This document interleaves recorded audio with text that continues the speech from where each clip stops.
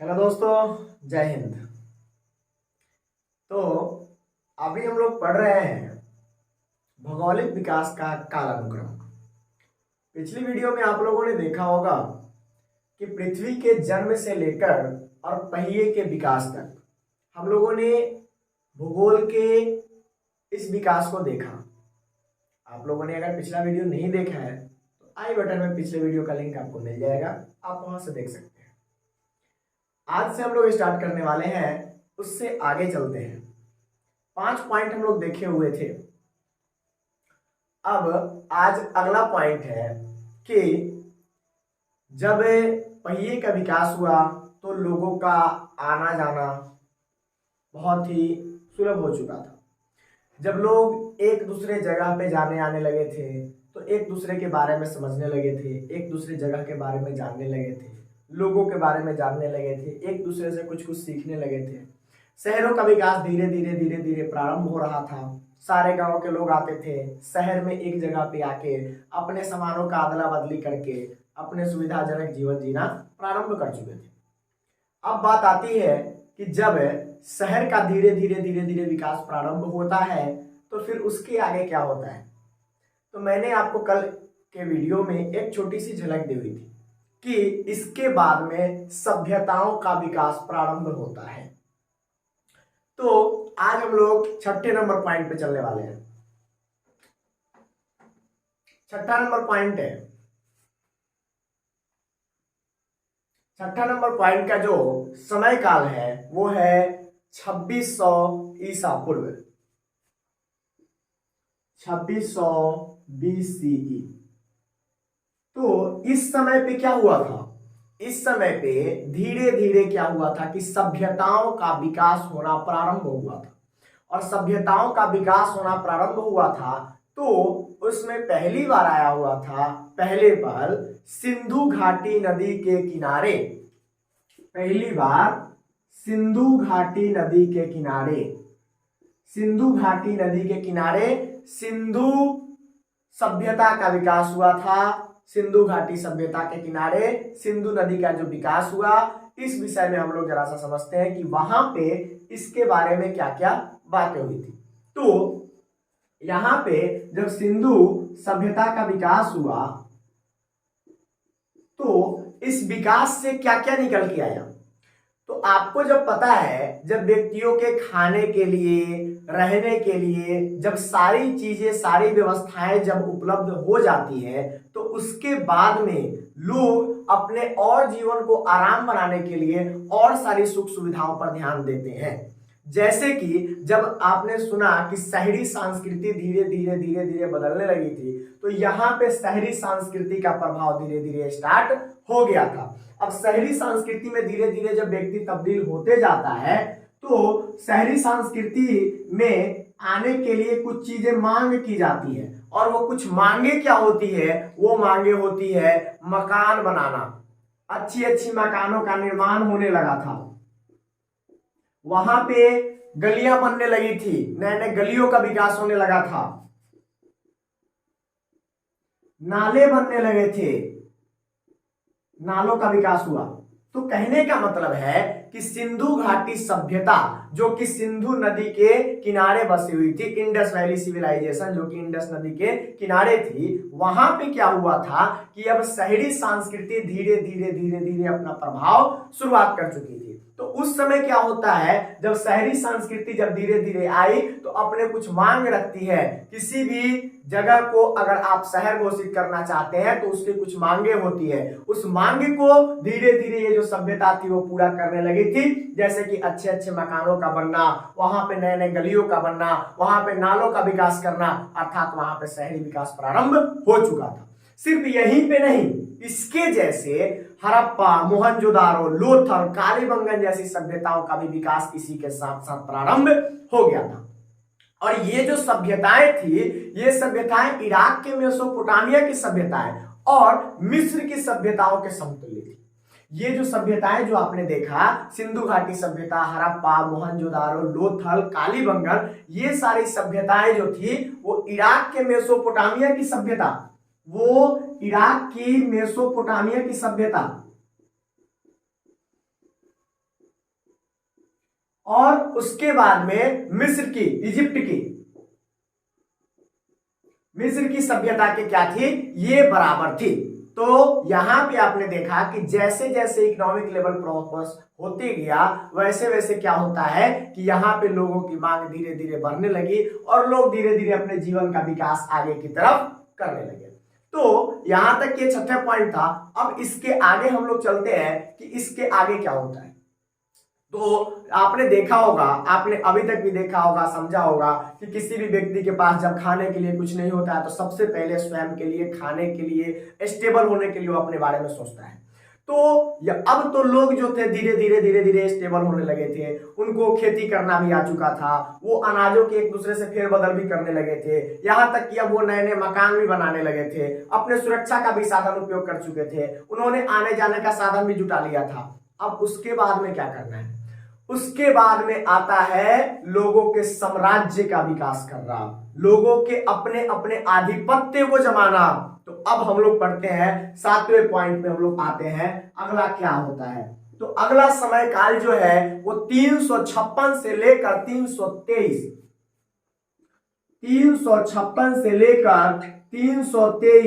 BCE। अब 356 से लेकर 323 तक क्या हुआ था, तो 356 से 323 BCE तक हुआ था, सिकंदर ने अपना साम्राज्य स्थापित करना शुरुआत कर चुका था। सिकंदर ने क्या किया था, सिकंदर अपना साम्राज्य स्थापित करने का शुरुआत कर चुका था। अब ये जो सिकंदर था यह साम्राज्य कैसे स्थापित किया, साम्राज्य इसलिए स्थापित किया कि ये जो था इसके पास सारी सुख सुविधाएं धीरे धीरे उपलब्ध होने लगी थी, साथ ही साथ ये इकोनॉमिक लेवल पे बहुत ही अच्छा होते गया था। अब इसके इकोनॉमिक लेवल पे अच्छा होने का जरा सा आप प्रभाव देखिएगा कि इकोनॉमिक लेवल पे जब यह अच्छा हुआ तो क्या यह बातें सही है, इसका मैं आपको एक प्रमाण देता हूं। आपको पता होगा कि मैंने आपको थोड़ी देर पहले एग्जांपल बताया हुआ था कि घर में आपको कुछ भी अगर ज्यादा अच्छा करना हो तो उसके लिए सबसे पहले आपको स्टेबल होना जरूरी है।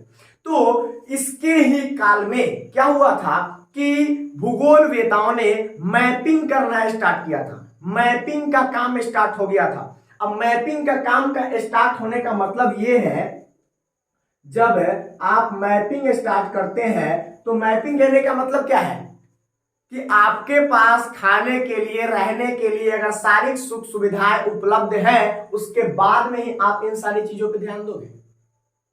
तो जब मैपिंग स्टार्ट हुआ उन्होंने क्या किया कि पढ़े लिखे लोग भूगोलवेताओं से क्या किया, लोगों के साथ रहने लगे। जब सिकंदर जब घुमा करते थे तो इनको साथ साथ भूगोलवेता घुमा करते थे और ये जो भूगोलवेता थे वह धीरे धीरे मैपिंग का स्ट्रक्चर खींचना स्टार्ट कर दिए थे। अब ये जो इनका प्रभाव क्या हुआ, जब ये मैपिंग करना स्टार्ट किया तो सबसे पहले इन्होंने ग्रीस से लेकर भूमध्य सागर और इस भूमध्य सागर से लेकर यहां से सिंधु घाटी और फिर वहां से लेकर ये केंद्रीय एशिया, मिडिल एशिया तक पहुंचे।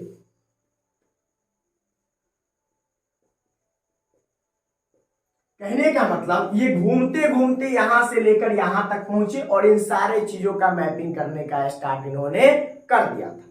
तो यहां से आपको अभी तक पता चला कि जैसे जैसे इंसान अपना अपना विकास करते गया उसका प्रभाव जो था कहीं ना कहीं आपको दिखते जा रहा है। और हम लोग का टॉपिक भी यही है कि भौगोलिक विकास का काल अनुक्रम, क्रोनोलॉजी ऑफ ज्योग्राफिकल डेवलपमेंट। तो इस आधार पे आपने देखा कि धीरे धीरे कैसे विकास होते जा रहा है। तो यहां पे हम लोगों ने देखा कि ये विकास हुआ। अब साथ ही साथ इसमें एक और चीज था, जब सिकंदर जब विकास कर रहा था तो इंडिया में तो कभी पीछे नहीं रहा। उस समय इंडिया में क्या था, ये अभी घूमकर मैपिंग बना रहे थे, तब तक इंडिया में इसी टाइम पे चाणक्य के काल में, इसी टाइम पे चाणक्य के काल में तक्षशिला जैसे विश्वविद्यालय की स्थापना हो चुकी थी। तक्षशिला जैसे विश्वविद्यालय की स्थापना हो चुकी थी। तो कहने का मतलब यह है कि सब कोई अपने अपने धीरे धीरे विकास में जुट चुके थे। अब जरा सा चलते हैं इससे अगले पॉइंट पे।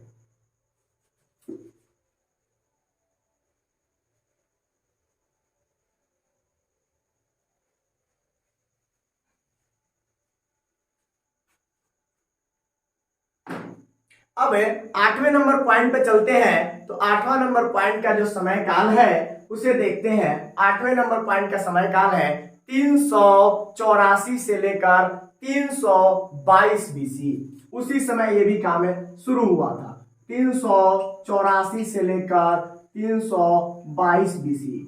अब जरा सा इस चीज को समझिएगा, यहां पे क्या होता है, यहां पे अरस्तु आते हैं, अरिस्टोटल, जो कि एक बहुत बड़े गणितज्ञ हैं। एक गणितज्ञ आते हैं, मैथमेटिशियन अरस्तु। अब ये जो अरस्तु आते हैं वो क्या करते हैं, जब इनके पास सारी सुख सुविधाएं जब उपलब्ध हो जाती है तो ये भूगोल की तरफ बढ़ते हैं और ये भूगोल के क्षेत्र में क्या विकास करते हैं, तो चंद्र ग्रहण के आधार पर, चंद्र ग्रहण के आधार पर बताते हैं कि पृथ्वी क्या है, गोल है। चंद्र ग्रहण के आधार पर बताते हैं क्या, कि पृथ्वी गोल है। और यहां से जब धीरे धीरे धीरे धीरे और विकास प्रारंभ होता है, तो अब चलते हैं हम लोग अगले पॉइंट में कि इन्होंने तो बताया कि चंद्र ग्रहण के आधार पर पृथ्वी गोल है। तो अब क्या होता है कि यहां पे कहने का मतलब यह है कि लोग जो थे वो पृथ्वी से लेकर अंतरिक्ष तक की यात्राओं में धीरे धीरे धीरे धीरे तब्दील होने लगे थे। और ये जो अंतरिक्ष तक की जो यात्राएं थी वो मामूली यात्राएं नहीं थी, एक दिन का सफर नहीं था, यहां पे लंबा समय लगने वाला था। और तब इसके आगे हम लोग देखते हैं कि इस लंबे सफर के आगे और क्या होता है। तो अगले पॉइंट की तरफ हम लोग बढ़ते हैं और देखते हैं कि अगले पॉइंट में था, इन्होंने बताया कि ये जो समय काल था 138 बीसीई, 138 बीसीई, इस समय काल में क्या होता है, इस समय काल में हुआ कि झांग कियांग, झांग कियांग जो कि चाइना के एक यात्री थे, झांग कियांग,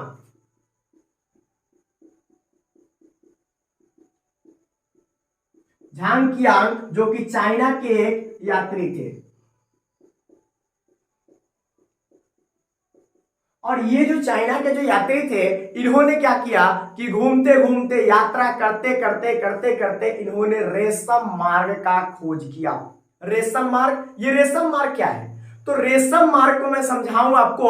तो ये जो रेशम मार्ग जो आप देख रहे हैं, ये जो है कि चाइना से लेकर और मिडिल एशिया, चाइना से लेकर मिडिल एशिया,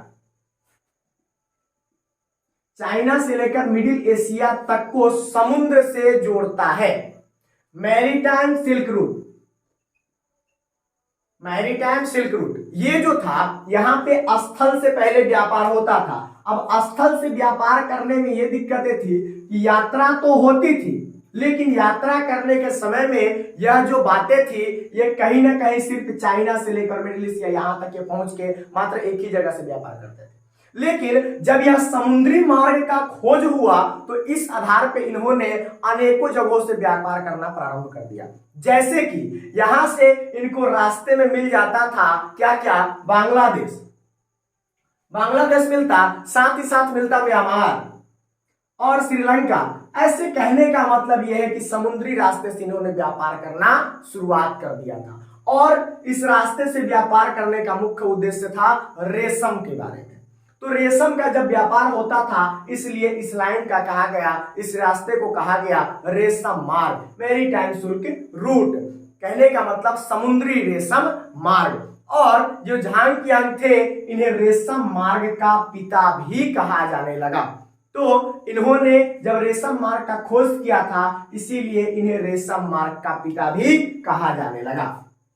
झांग कियांग को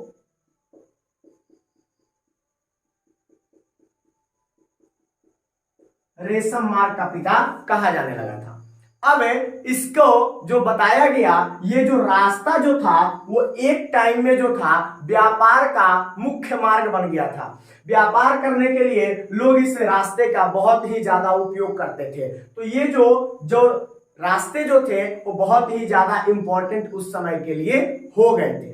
अब इसके आगे जरा सा चलते हैं कि और इसके आगे क्या होता है। तो हम लोग इसके 10वें पॉइंट पे चलने का कोशिश करते हैं।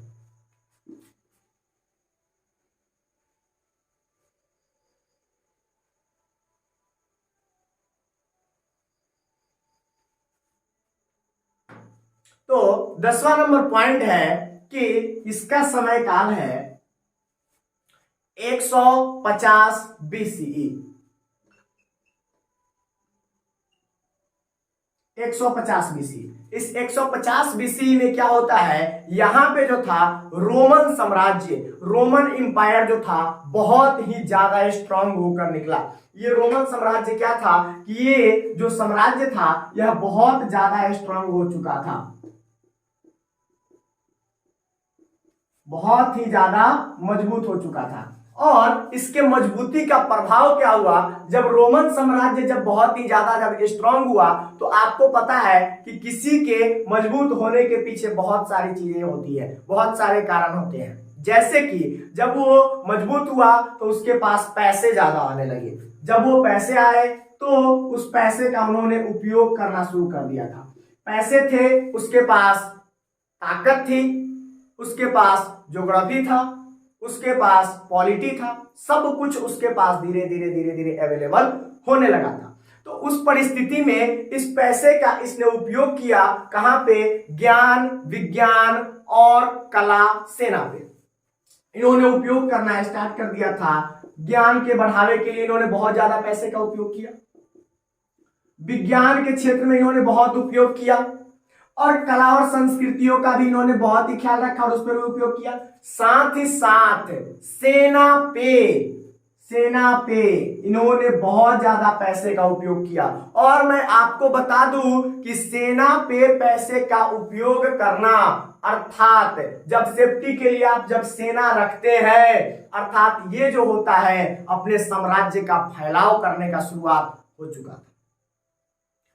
आपके पास जब धन दौलत होंगे आपको सुरक्षा चाहिए, उस सुरक्षा के साथ साथ उस धन दौलत के सहारे आप और भी साम्राज्य स्थापित करना चाहेंगे, अपने साम्राज्य का फैलाव करना चाहेंगे।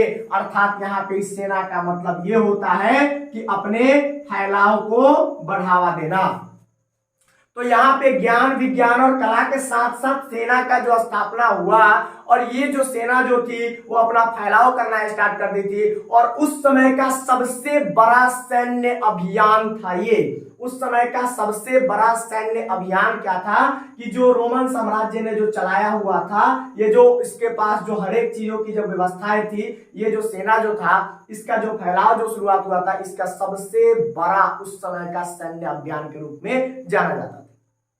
और इसके बाद में यहां पे क्या आता है कि ये जो थे कि जब इनका फैलाव जब धीरे धीरे स्टार्ट हुआ तो ये कहां से कहां तक गए, ये इंग्लैंड से लेकर कैस्पियन सागर तक गए। ये इंग्लैंड से लेकर कैस्पियन सागर तक गए, और फिर इस कैस्पियन सागर से लेके टिग्रिस तक, और इस टिग्रिस से जाने के बाद नॉर्थ अफ्रीका, उत्तरी अफ्रीका, नॉर्थ अफ्रीका तक ये पहुंचे। और यहां पे नॉर्थ अफ्रीका तक पहुंचने के बाद धीरे धीरे धीरे धीरे इन्होंने अपना फैलाव करना शुरुआत कर दिया था।